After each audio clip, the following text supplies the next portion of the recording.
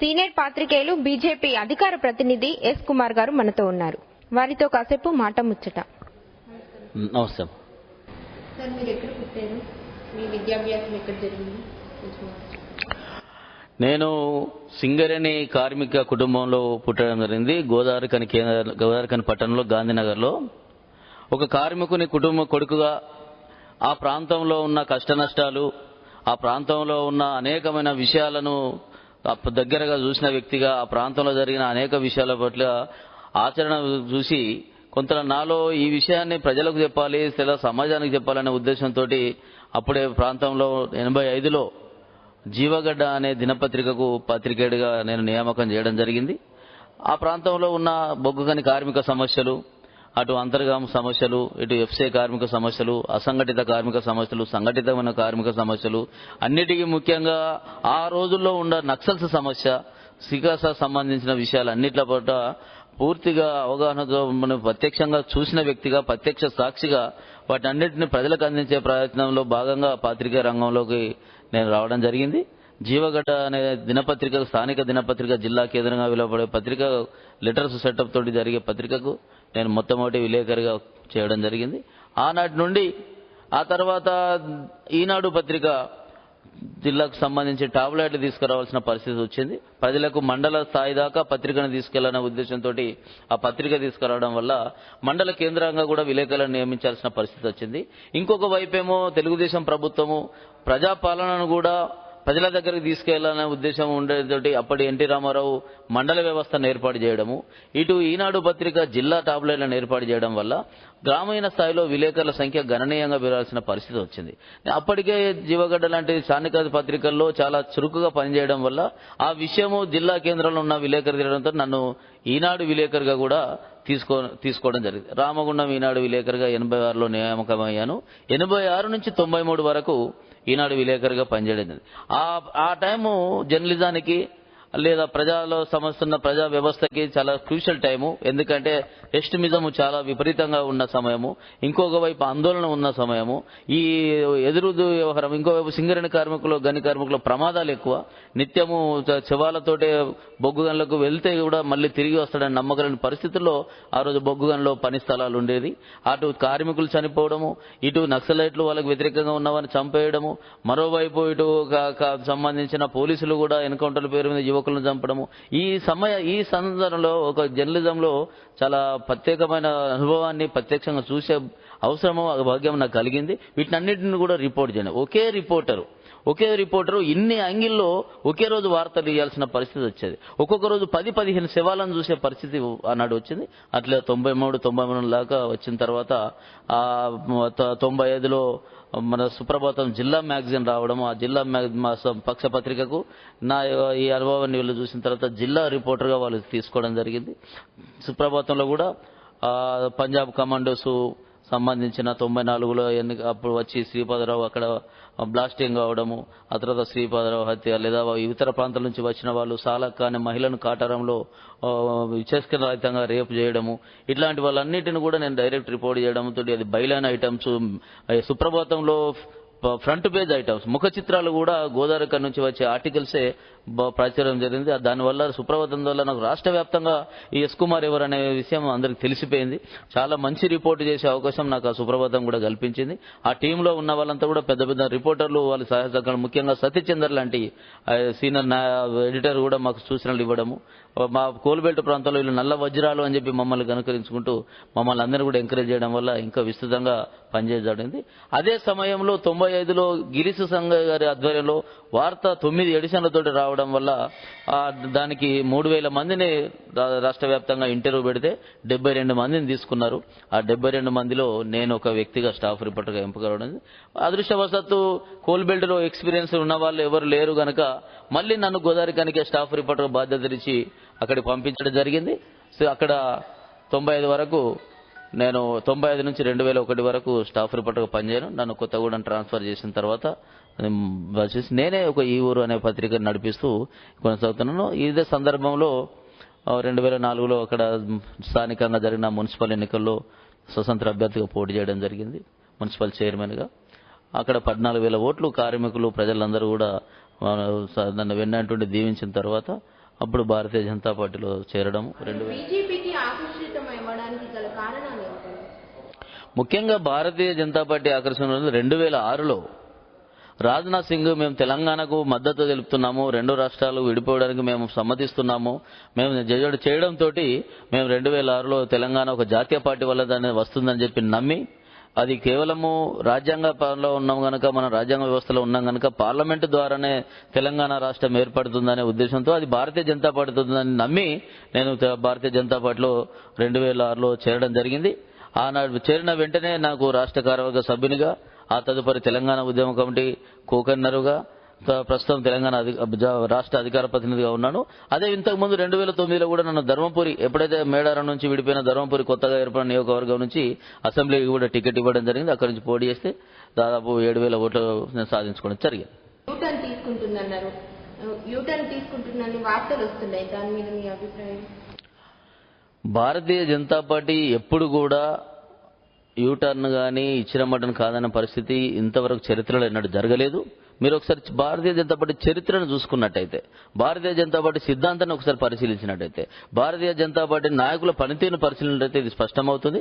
అనేకమైన విషయాల పట్ల, అనేకమైన సందర్భాల పట్ల, కేవలం తెలంగాణ కాదు దేశంలో అనేక విషయాలలో ఇటువంటి సందర్భాలు వచ్చినప్పుడు కూడా అవసరమైతే మేము ప్రభుత్వాన్ని వదులుకుంటాం కానీ మేము ఎప్పుడు కూడా మా సిద్ధాంతాన్ని వదులుకోమని చెప్పడం జరిగింది. అప్పుడు సంబంధించిన ఎంపీలను కొనమని చెప్పి అన్నప్పుడు కూడా వాజ్పేయి గారు మాకు అవసరం లేదు, అవసరమైతే మళ్ళీ ఎన్నికలు పోతామని చెప్పి ఇంకో పార్టీ వల్ల ఎంపీలు మేము కొనుక్కొని ప్రభుత్వం కొనసాగించలేమని చెప్పని మొట్టమొదటిసారి అధికారంలోకి వచ్చినప్పుడు వాజ్పేయి ఎన్నికలకు వెళ్లడం జరిగింది. అది మనం ఒకసారి గుర్తు తెలుసుకోవాల్సిన అవసరం ఉన్నది. అదే తరహాలో ఎక్కడ కూడా చేసిన భారతీయ జనతా పార్టీ మాట ఇచ్చే ముందే 1000 సార్లు ఆలోచిస్తుంది. ఒకసారి మాట ఇచ్చిందంటే మాటకు కట్టుబడి ఉంటుంది. ఈ రోజు చేస్తున్న దుష్ప్రచారం ఏమిటి? 2006 నుంచి జాతీయ పార్టీ ఎప్పుడైతే జాతీయ పార్టీ తీర్మానం చేసిందో, ఆ తీర్మానం చేసినప్పటి నుంచి నేటి వరకు కూడా అనేక సందర్భాలు, అద్వానీ రథయాత్ర చేసినప్పుడు కానివ్వండి, రాజ్నాథ్ సింగ్ చేసినప్పుడు కానివ్వండి, లేదా సుష్మా స్వరాజ్ పార్లమెంట్లో యాదిరెడ్డి లాంటి అమరుడు అయినప్పుడు కానివ్వండి, విద్యార్థులు అమరులు అయినప్పుడు కానీ, పార్లమెంటు విషయంలో అక్కడ జరిగినప్పుడు కానివ్వండి, ఎప్పుడు కూడా మా యొక్క స్టాండ్ను భారతీయ జనతా పార్టీ బాణిని ఇటు తెలంగాణకు సంబంధించి పార్లమెంటులోనూ, పార్లమెంటు బయట కూడా వినిపిస్తూ వస్తున్నాం. తెలంగాణ కళ సాకారం చేయమని చెప్పి అనేకసార్లు డిమాండ్ చేస్తున్న ధర్మిలా ఎప్పుడైతే భారతీయ జనతా పార్టీ ఒత్తిడి వస్తున్నదో, ప్రజాదరణ ఎప్పుడైతే పొందుతున్నదో, మోడీ గారు మొట్టమొదటిసారి హైదరాబాద్కు వచ్చిన తర్వాత సభ సక్సెస్ అయిన తర్వాత కాంగ్రెస్ గుండెల్లో గుబులు రేగింది. ఇది ఎట్లాగూ ప్రజల్లో ఆదరణ పెరుగుతున్నది అనే ఆలోచించి వాళ్ళు భారతీయ జనతా పార్టీని ఏ రకంగా తగ్గించాలనే పన్నాగం బండి ఆ కుట్రలో భాగంగానే ఈరోజు భారతీయ జనతా పార్టీపై దుష్ప్రచారం స్టార్ట్ చేస్తున్నారు. నిజానికి ఎక్కడ బిల్లు పెట్టాల్సింది ఎవరు? తెలంగాణ ఇవ్వాల్సింది ఎవరు? 2004లో మేనిఫెస్టో పెట్టింది ఎవరు? 2009లో మేనిఫెస్టో పెట్టింది ఎవరు? సోనియా గాంధీ కరీంనగర్లో మాట్లాడిన ఏం మాట్లాడారు? తెలంగాణ ప్రజలకు మనోభావాలు నాకు తెలుసు, వారికి నేను అంగీకరిస్తానని చెప్పడం జరిగింది. ఆ మాట చెప్పి 2004లో చెప్తే ఈరోజు 2014 అంటే దాదాపు 10 ఏళ్ల కాలయాపనకు కారణం కాంగ్రెస్ పార్టీ. మాట ఇచ్చే పార్టీ, చెడిపోయే పార్టీ కాంగ్రెస్ పార్టీ, మాటకు కట్టుబడి ఉన్న పార్టీ భారతీయ జనతా పార్టీ. ఇవ్వాల్సిన పార్టీ కాంగ్రెస్ పార్టీ. మేము మద్దతు ఇస్తామని చెప్తున్నాము. ఏ పార్టీని అడగనవసరం లేదు, ఏ పార్టీ దేవుడి నుంచి పోయి మాకు మద్దతు చెప్పాల్సిన అవసరం లేదు. 165 మంది ఎంపీలు ఉన్న పార్టీ ఉన్న తర్వాత, స్వపక్షమైన కాంగ్రెస్ పార్టీ ఎంపీలు ఉన్న తర్వాత 2006 వాళ్లకు ఉన్నాయి, మాకు 165 ఉన్నాయి. 543 ఉన్న పార్లమెంటు సీట్లలో 160, 203 కలిపిన తర్వాత ఇంకొక పార్టీలో అవసరం కూడా రాదు. కానీ వీళ్ళు చేస్తున్న పన్నాగానికి ఎప్పుడైతే భారతీయ జనతా పార్టీకి ఆదరణ పెరుగుతున్నదో, ఒక కుట్రను చాకచక్యంగా వాళ్ళు అమలు చేస్తున్నారు. అటు తెలుగుదేశం పార్టీ కావచ్చు, లేదా ఇతర పార్టీలు కావచ్చు, తెలంగాణ వ్యతిరేకులు కావచ్చు, భారతీయ జనతా పార్టీ ఆదరణ తగ్గించే క్రమంలోనే ఇటువంటి కుట్ర పంతున్నది తప్ప భారతీయ జనతా పార్టీ ఎక్కడికి వాపసు పోవడం లేదు. అదే మాట మీద కట్టుబడి ఉన్నది. ఇప్పుడు తెలంగాణ బిల్లు పెడితే నిజంగా భారతీయ జనతాకు సంబంధించిన ఎలాంటి పరిణామం ఉంటుందో ప్రజలందరూ కూడా గమనిస్తారు. హైదరాబాద్ యూటీని మీరు ఒప్పుకుంటారా?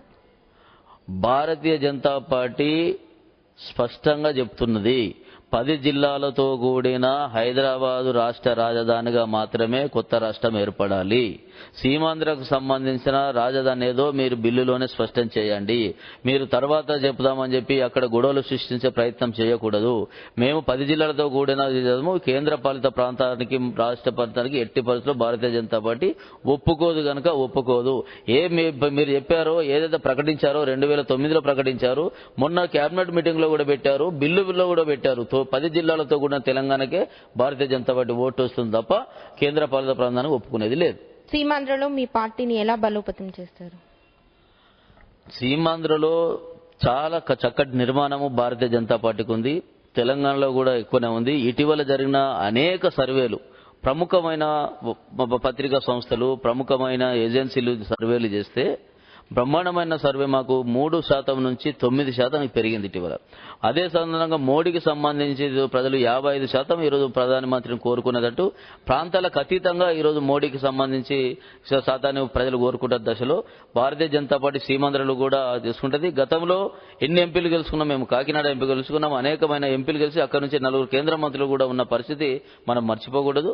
జరిగిన విషయంలో ఇప్పుడు రేపు రాబోయేటు కాంగ్రెస్ పార్టీకి సంబంధించిన పరిపాలనను 10 ఏళ్లుగా ప్రజలు గమనిస్తున్నారు. సీమాంధ్రలో బీజేపీ నేతల వైఖరి ఎలా ఉందండి? రెండే విషయాలు. మొదటి నుంచి కూడా 1997లోనే భారతీయ జనతా పార్టీకి సంబంధించి కీలక నిర్ణయము, కీలక ఘట్టము కాకినాడ తీర్మానం ద్వారా జరిగింది.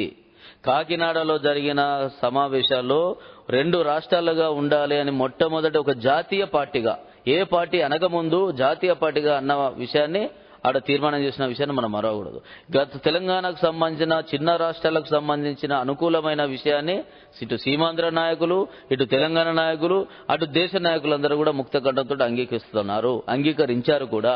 అందులో భాగంగానే చిన్న రాష్ట్రాల అనుకూలమైన పార్టీగా అంబేద్కర్ చెప్పినటువంటి సౌలభ్యం కోసం, పరిపాలన సౌలభ్యం కోసము ఎంత తక్కువగా ఉంటే అంత మంచిదని దాన్ని మేము స్వీకరించాము. ఆ స్వీకరించడంలో భాగంగానే 3 రాష్ట్రాలు ఏర్పాటు చేశాము, ఛత్తీస్గఢ్, జార్ఖండ్, ఉత్తరాఖండ్. ఇవి ఏర్పాటు చేసిన తర్వాత తెలంగాణ ఆవశ్యకత, తెలంగాణ పోరాటాలు, తెలంగాణ మనోభావాలు, తెలంగాణ ఉద్యమాలను మనసులో పెట్టుకొని పార్టీ పరిశీలించి, పార్టీ ఆలోచన చేసి ఈరోజు జాతీయ స్థాయిలో తీర్మానం చేయడం జరిగింది. ఈ తీర్మానం చేయడం వెనుక ఇది అన్నిటి కూడా ఇటు సీమాంధ్ర నాయకుల మద్దతు ఉంది, అటు తెలంగాణ మద్దతు ఉంది, దేశ మొత్తం సీమాంధ్రలు ఎప్పుడు కూడా తెలంగాణకు వ్యతిరేకం లేదు. అదే సమయంలో తెలంగాణ విస్తున్నాం గనక, తెలంగాణ వ్యతిరేకం అవుతున్నాం గనక ఆ ప్రాంతంలో ప్రజలు కాదని, అక్కడి సమస్యలు కాదని బీజేపీ భావించదు.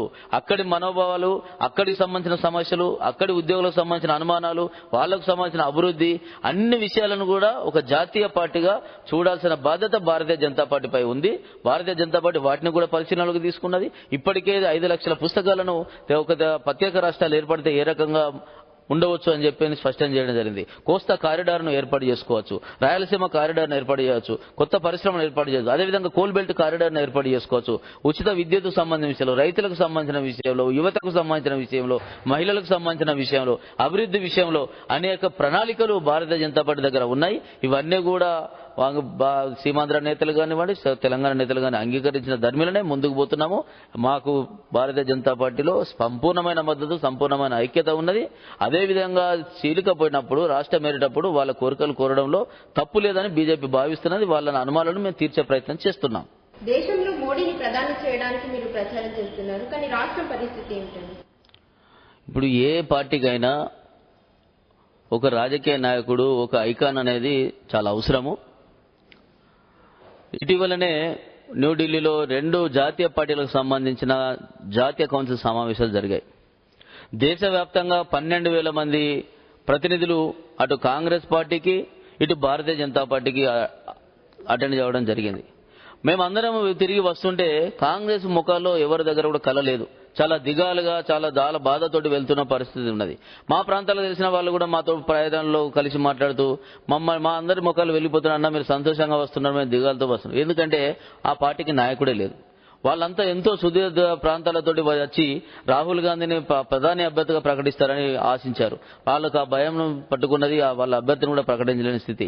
భారతీయ జనతా పార్టీ అది కాదు. మేము స్పష్టంగా మా నిర్ణయాన్ని ఒక ఐకాన్గా మా నాయకుని ముందు పెట్టాము.